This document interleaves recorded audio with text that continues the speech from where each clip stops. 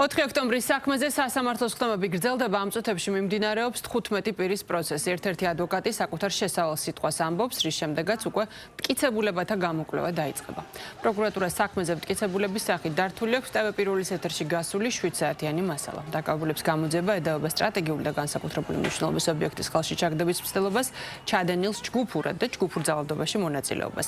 აღნიშნული სასჯელის სახე და ზომად 6 წლამდე თავისუფლების აღკვეთას ითვალისწინებს. საინტერესოა ამ ვიდეო ჩანაწერებთან დაკავშირებით.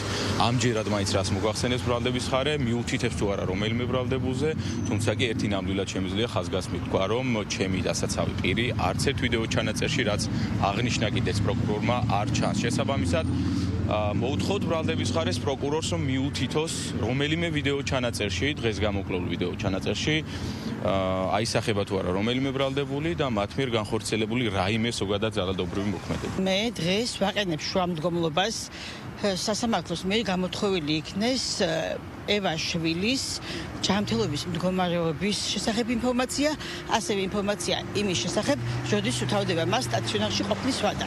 ევამ 3 თვეზე მეტი ხნის განმავლობაში არაფერი არ იცის თავის შვილის შესახებ, რაც ნებისმიერი მშობლისთვის წამების ტოლფასი. რა თქმა უნდა, თავის ტურუას და არც ერთი განსაჯელზე მყოფი ადამიანების წინააღმდეგ არანაირი მტკიცებულება საქმეში არ არის. ნუ რაღაცა წამიანი ვიდეოები აქვს შემდეგ თითოეულთან, თუმცა არც ერთი ვიდეოთი მათი მხრიდან არანაირი დანაშაულებრივი ქმედება, რაიმე დანაშაულებრივი ჩადენის მცდელობა, რა თქმა უნდა, არ დასტურდება და პროკურატურა ამ ნაწილშიც, რა თქმა უნდა, მტკიცებულებების გარეშე